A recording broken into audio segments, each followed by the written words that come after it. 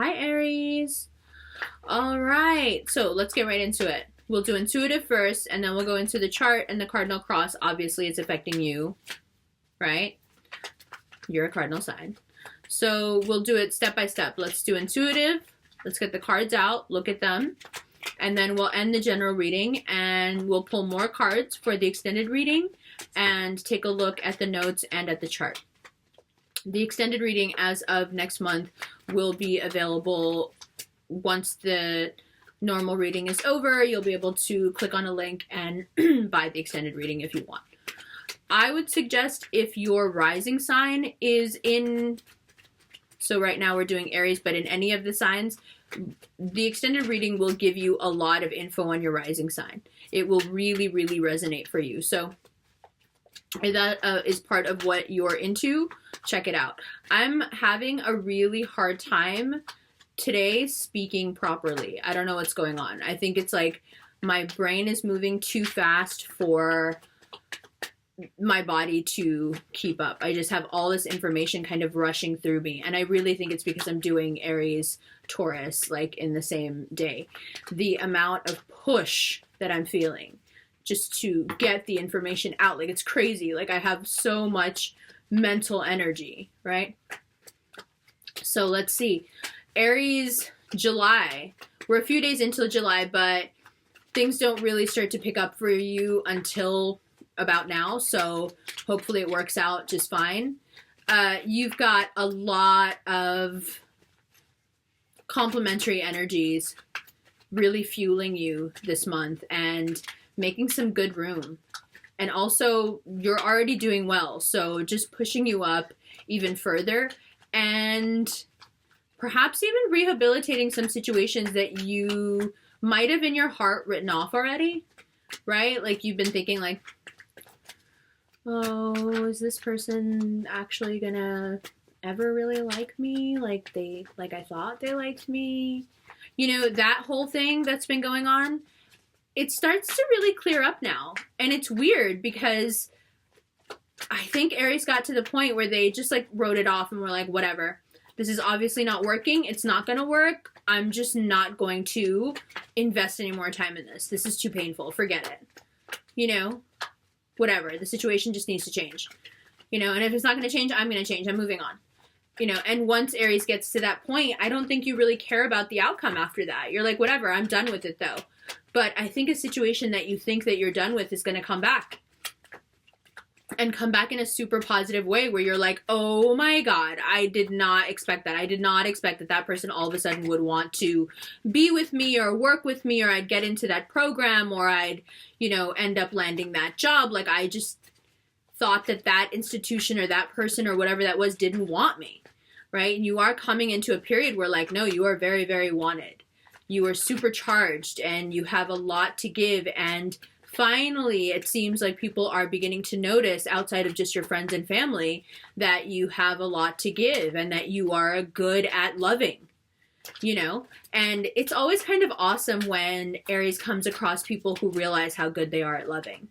Because you can have a bad rep, you know, as a sign of associated with the god of war and, you know, just strength. And for a lot of women who are born into the sign of Aries, it is a difficult time to be born into the sign of Aries right now, this past, I don't know, 150, 200 years, because the definition of women has been changing.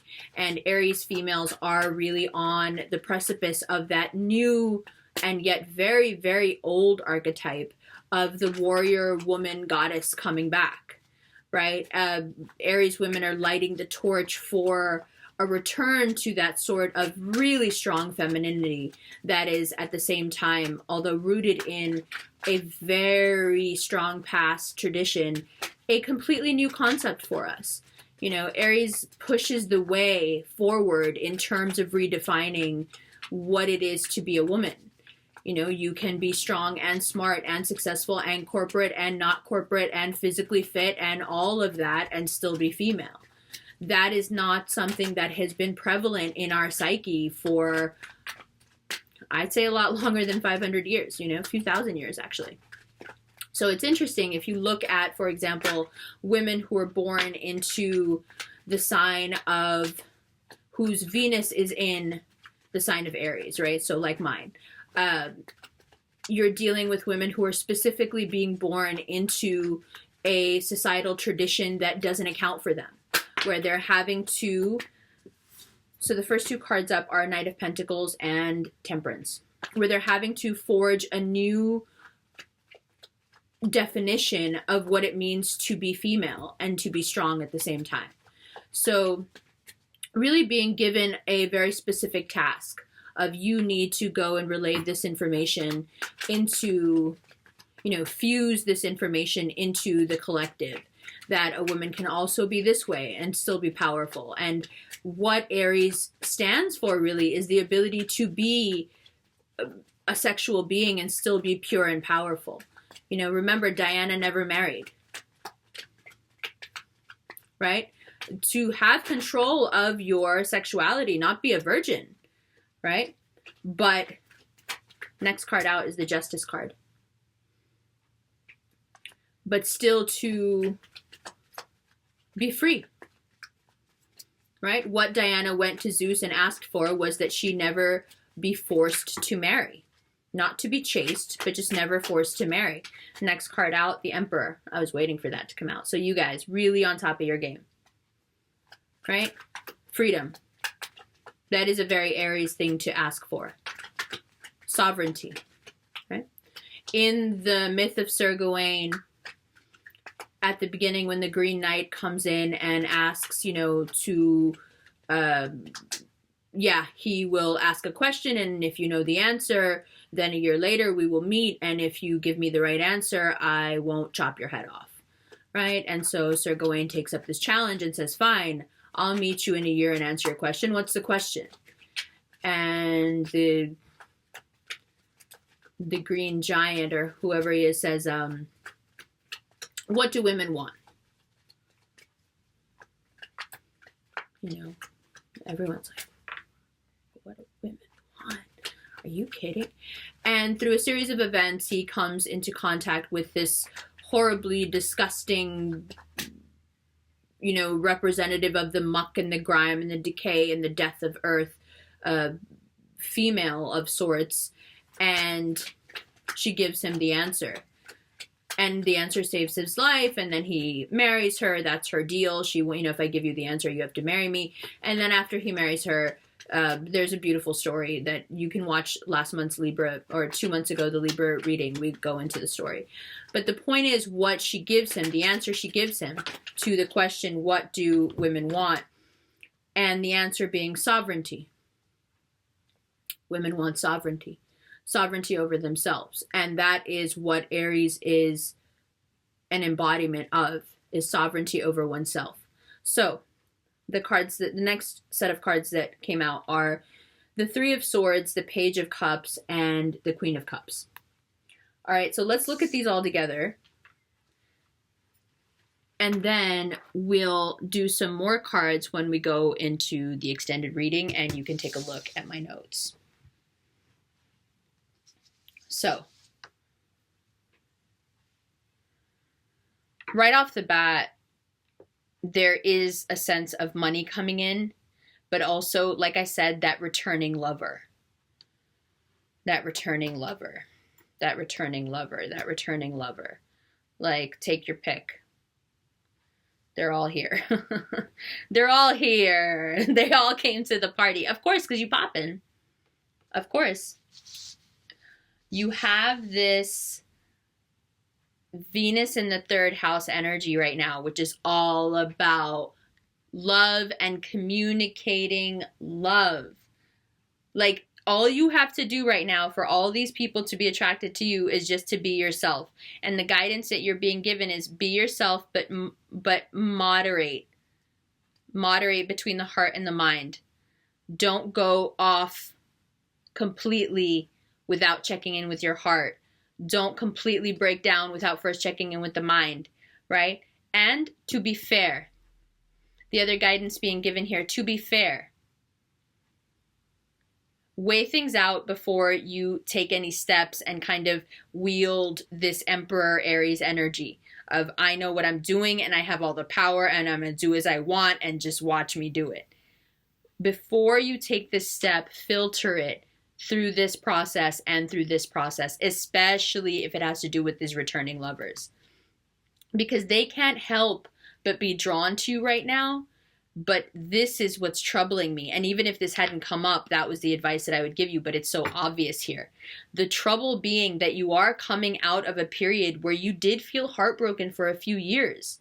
So it is difficult when all this comes back at you to be like, really? Is it really? Are you for real though? Because I don't want to get my feelings back involved in something where I'm going to end up like this again. Like, I'm good with just moving forward, bro. Right? That is going to cause a certain amount of pain within you. And I think that's why the Temperance card comes up, because it's a way of saying, listen, you are going to be feeling pain. You are going to be feeling that reminiscent fear and hurt from before. But is that the lens you want to see everything through? Or do you want to pick a more emotionally healthy lens? Right? Do you want to live more from this water sign energy? And remember, with the cardinal cross being activated, Cancer is in your 4th house.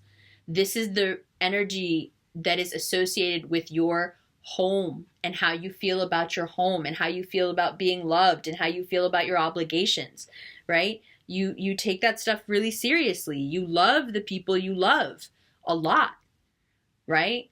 You really do. And that causes a bit of a disconnect when it comes to all the other things that you need to do in your life, because it is hard to be so much of a good family member and a good friend and still have, for example, an emotional life. It is hard to be that I'll be there for everyone and emotionally kind of care for everyone person and still have the autonomy and sovereignty that we were just talking about. It is difficult to take on more than you should bear for people who perhaps aren't pulling their weight. It is important, if you're going to do that, to also be fair and realize that you're doing it. They're not making you do it.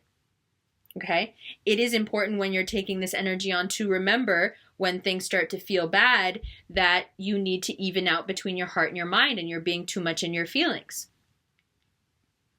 Okay? So this month is about this balancing act now that you have to do between the past and the future. So why is it this card coming up over here? Why is it over there? Well, because Aries, you never stopped being the Emperor. It's not like just because Aries has a bad few years or a bad week or a bad job or a bad relationship, all of a sudden you stop being this all-powerful emperor. You're still the first sign. You're still the dopest. You're still like running everything. You just sometimes forget that you're the emperor. That doesn't mean the emperor goes away just because you forget about that. Just because you forget that that's who you really are. It just means that it lies dormant until you remember it again. And what I think is that this love, this returning love, could actually reawaken this part of you that feels so good if you let the fear go. If you exhibit this, look, you have the Cancer energy of the Cardinal Cross. You have the Libra energy of the Cardinal Cross. It's here. It's here for you. Right? You even have the Capricorn energy. Right? You have your own. You have the Aries energy. You have it all here, kind of focusing in on this previous sense of hurt and this previous sense of pain. And I think you have all the resources you need this month to completely let this go. Excuse me. If you've already done so, great.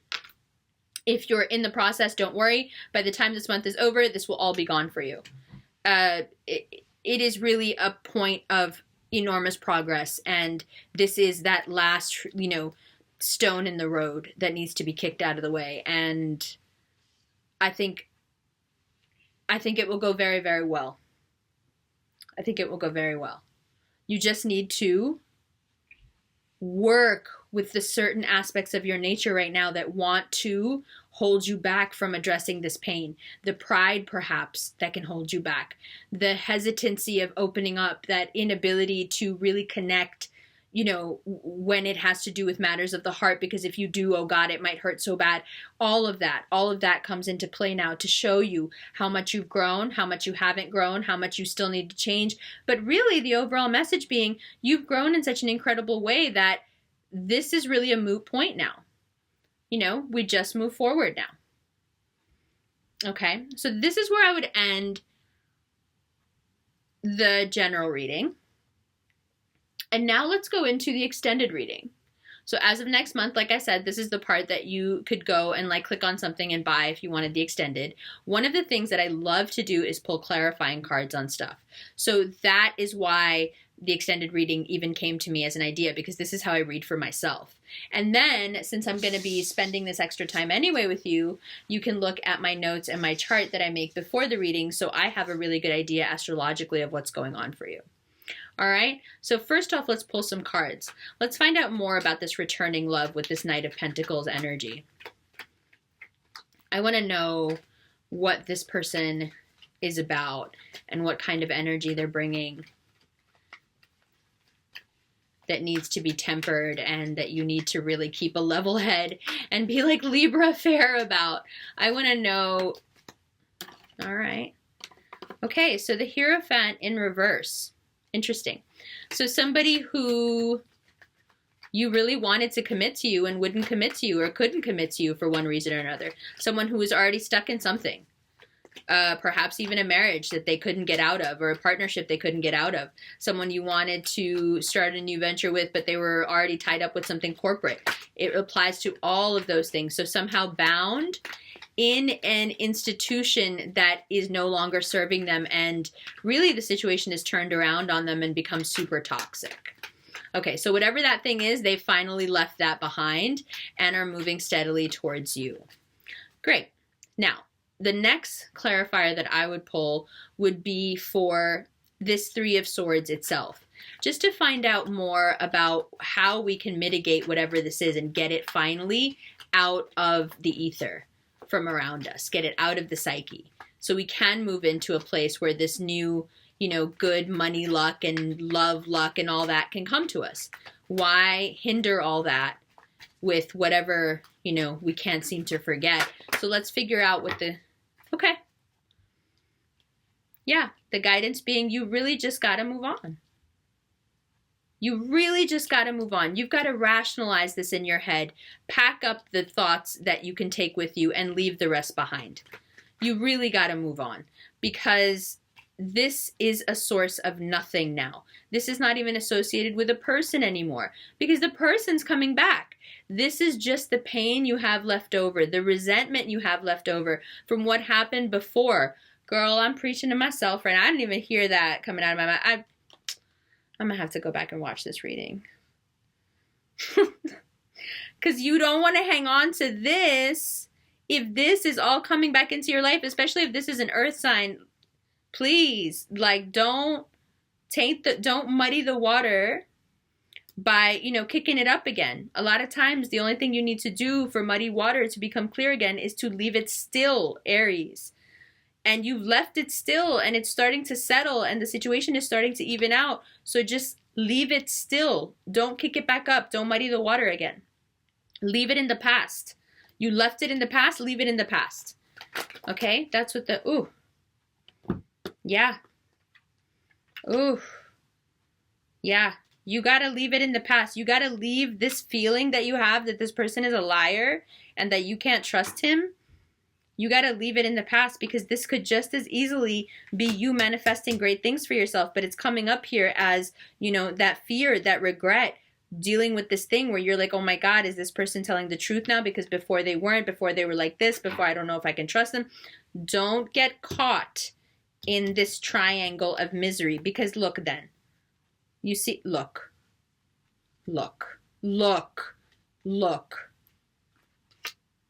See, this is why I read like this. This is why I do the extended readings. Now, because I realize this, when you read like this for yourself, it's just so informative.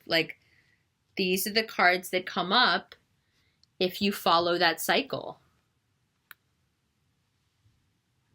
If you kick up that muddy water.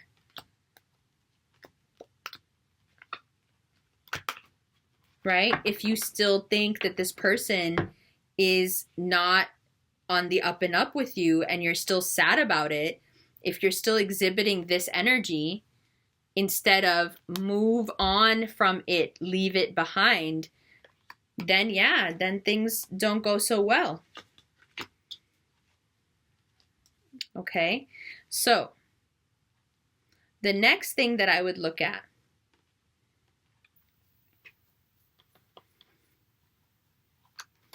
is this Page of Cups. Just because I want to know more about this love that's coming in. We have the Pentacles. We know that that could be someone that's coming from the past, fine. But what is this Page of Cups? This is a support system for you. This is someone that's really good for you. Someone that's bringing you love. Someone that's bringing you healing. Somebody that's helping you through this get back on your feet and feeling really, really good again. So let's find out a little bit more about that Page of Cups. And if that's a romantic interest or a friend, I get the feeling that this is either a friend or a sibling or someone who's really helping you. Yeah. Who's really helping you decide. Who's really helping you to choose. Am I going to trust or am I not going to trust? Am I going to let it go or am I not going to let it go? Okay? Someone who's helping you find that balance. Often this is a card I associate with Libras who are unable to find balance in their life. And this person is going to help you find that balance by helping you put both these swords down and realizing that you have two free hands and you can just take that blindfold off if you want. And then how does it go? Yeah, better. This is there though. It lingers, okay? It lingers because of the fear. And how do we overcome the fear? We overcome the fear by really doing what makes us the most happy. Okay? Now, let's take a look at these notes, and these cards will make more sense. So first off, why don't you screenshot this? These are my notes. All right, and then take a shot of this. This is your cardinal cross energies. Okay, so let's tie this together now with these cards. All right. So first off, I have written here, Venus in the 3rd house, Gemini energy, just be even more you. Well, that's what this is about. It's about really expressing yourself and what you like and what you want in the most Aries way possible, where all the other times you're told, pull back, not so much, not so much. Now it's like, be as Aries as you want. It's only going to serve you.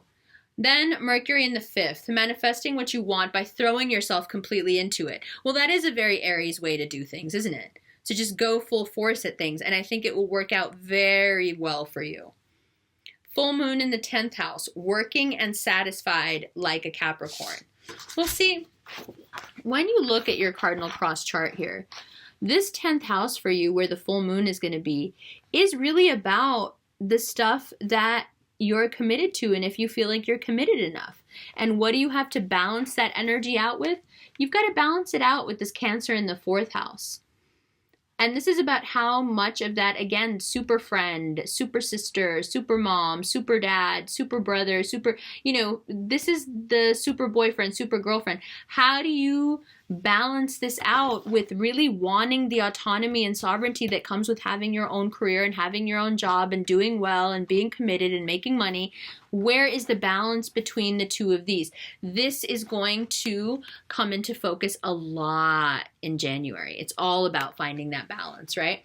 Now, the other balance that you're looking for here, and this is why, so when I was saying full moon in the 10th house, that really is about this Capricorn energy. Now, moving forward, we have Mars, the sun, and the new moon in the 5th house. So have fun is what I have written down. Do what makes you laugh, what feels good, right? Have Aries fun. That could be sex. Just get your energy right. And that has everything to do with Aries in the 1st house and Libra in the 7th. So what do I have written down here? I need to be free. I need to be supported for my singular strength. I'm a leader. So on one side, this real push and highlighting of your autonomy and your sovereignty. And on the other side, what I have here is Libra in the 7th house. So many binds holding me to the world, must deliver on self-imposed demands. I want to be accepted and to belong. And so this interplay between wanting to be accepted and wanting to belong and wanting to be liked and really wanting your freedom and wanting to be who you are and wanting to be loved for that singular strength that's only yours as a leader. So how do you find the balance between these two? These balances are what are going to lead to your energy being right. And what does your energy have to be right for? Well, there's a lunar eclipse coming up in August, at the beginning of August in your 11th house. What's that about? What I have written down here is, how does the world see you? You can only figure out how the world sees you once you've figured out what you're having the most fun doing. An Aries that is not having fun is not exhibiting their best self to the world anyway, because you are a sign of passion and emotion, and you need to be having fun, and you need to be enthusiastic and enthralled with life to really be yourself. So how does the world see you? By the time you're asked that question in August, you want a good answer. You want to be able to say, the world sees me as this. The world sees me as a great parent, or as a great sister, or as a great brother, or, you know, a great family member. The world sees me as a great employee, or a great business owner, or a great entrepreneur. Whatever your personal goals are, the more you work towards them in July, the more when that question is asked to you in August, you'll be able to say, yeah, well, I'm very comfortable with the way I'm viewed, actually, because I've done the work and I've thought about this all already. So when you start to hit those highs and lows emotionally, where you feel, oh, maybe I'm a failure. No, maybe I'm too good for stuff. No, maybe I'm selling myself short. No, maybe I'm asking for too much. Wherever you start to feel this push and pull, remember, this month is all about balancing out for you. That's why you have the Libra card. That's why you have the Temperance card. That's why you have the Two of Swords. These are all cards of balance. Check it out. These are all cards of balancing out. And you need to balance out right now, because when you start to feel those highs and lows, you've got to pull back and say to yourself, okay, that makes sense, because this month is about recalibrating so that we can go into this eclipse knowing exactly how we appear and being really clear on the self-image internally and the image presented externally, right? This is, again, the interplay between this Aries and Libra house. So being really clear on who we are internally and feeling good about that, and being really clear and very positive and liking the impression that's making externally, because it's true and it's coming from a really honest place, which is where you're always coming from anyway. But you get so much opportunity and so much energy this month to really display that. It's going to be super exciting. Then I have written down Mercury in the 6th house, figuring out how to level up, feeling and looking better than ever. Well, this also has to do with the eclipse coming in next month, right? How does the world see you? You want the world to see you as really physically who you want to be, right? Who you would be at your best. So this is the month. Again, I'm going to have to watch my own video. This is the month. We've got July, because by the time August comes in, you know, you've got, like, towards the end of the month, you've got love coming in, you've got money, you've got promotion, you've got a lover coming back in. Like, you need to be on your A game. You know that time where it's like you, like, let the dog off the leash and they can run as much as they want? Like, we're off the leash. We're going. Now, where you end up after you go running is exactly where you want to end up. So make sure when you get there, we're all together. Okay? Really good. Really good. Really good. You know I love you guys. I'll put all the info below for Elma, who does my hair. For the meetup, you can go to the Strange Ramblings page and check it out. For the Oakland dates, if you want to get tickets, the info will be there. You can follow me on Instagram and on Snap and on Twitter. Twitter is lit. What else? I am still doing readings, but I'm doing them with a 10-day wait because I just need to get some stuff in order and I got swamped. And also, I'm doing the readings over phone and over Skype. So if you're on a different continent right now, that's not an issue. I've been getting that question a lot. But I will be doing in-person readings in August and September in New York, and in Europe in November and December, and in San Francisco in October, and in LA for the first week of November. So if any of those dates suit you, LA is almost sold out. Hit me up and we can set up one-on-one readings if you would like. And I'm also offering, I've only hinted at this in one other reading, but I'm also offering a new service where I'm doing remote healings just because I started doing them a little while ago and they've done fantastically well. So I didn't even realize, I have always been able to remotely travel. I just didn't know that I could also heal in that state. So that's kind of incredible and exciting to figure out. So that is also an option. That's it, Aries. So much fun. Oh my God, I forgot. Oh my God, I almost forgot. So I'm always a little bit early with everything. And I think as Aries, you will love why. I'm early with everything because my mom's doctor was going on vacation and she didn't trust anybody else. And so she had me taken out 2 weeks early because her trusted doctor was going on vacation. And I was going to be a C-section anyway, so why not? And I was like, but mom, like, as, you know, like an astrologer, you're like, but mom, like, oh my God, like, when was I supposed to be born? Like, you're such an Aries. I can't believe you did that. Like, you messed with my gestational cycle. Like, what is wrong with you? And she was like, what? Like, you didn't want to be born at Cancer anyway. And I was like, oh, like, what if I did? Like, what the hell? You know, like, I have a Cancer rising. I really identify with Cancers. Like, maybe I am a Cancer.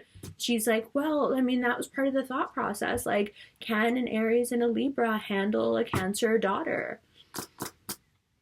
I don't think so. And I was like, how did you know it was going to be a girl? Like, you had these boys. Like, how did you know it was going to be a girl? And she was like, well, I had dreams every time I was going to have a boy. And you were a time I didn't have a dream. And I was like, right? But she made this kind of executive decision where she was like, I know it's going to be a girl and it's going to be a Cancerian, and that's going to be hell for an Aries and a Libra and a Capricorn. Like, no, this isn't going to work. Like, oh, okay. And she was like, well, that date just sounded really powerful, you know, May 27th. Like, yeah, that works. You know, much better. Yeah, Gemini, easier, better. And even now when you ask her about it, like, I often, like, wonder if there's going to be a point at which she'll have, like, remorse about it, which I don't even know why I ever wonder that. But, like, why would she? But I always kind of, like, press her to be like, can you see now how that was, like, really intrusive to, like, my life process? And, like, what, you know, like, I was supposed to come down and learn and, like, what energy. She's like, no, you're so lucky I did that. Like, you want to be, like, laying around crying all the time? I was like, no, but okay, I kind of see your point, but no. So I just thought, like, I would share that with you. Oh, now the light is really starting to burn. But I thought I'd share that with you because I am always, like, a little bit early with the Aries love energies. Like, whatever's going on in your love lives happens to me, like, a little bit early. Around 2 weeks early, actually, ironically enough. So I think it's, I think that's why, like, everything that happens with you guys in terms of your love life, like, just a few weeks before I'm experiencing it, and I'm like, whoa, okay. And then I'll look at your charts a few weeks later, and I'm like, oh my God, why didn't I look at this? Like, why? So there is that. And also, just, you know, so she feels vindicated, it turned out that Jupiter was transiting into Gemini right when I was born. Like, right when I was born, like, right when she scheduled me. Like, the woman was like, when would you like to be scheduled to have your daughter be born? She was like, this time. And, like, she picked, like, exactly when, like, Jupiter went into my sign. And so I have Jupiter in the first house. So when people often wonder about, like, the big hair and are you a Leo, whatever. No, I just have placements in the first. I have very powerful placements in the first house. So when you tell her things like that, the Aries nature in her goes, well, yeah. Like, did you think I didn't know what I was doing? You know? So I tell you only because it's funny and, you know, like, I know you guys like these stories. So, all right, we've lost the light, but it doesn't matter because the reading is done. I love you guys. I will see you in August. Hit me up. I'll leave my email address below.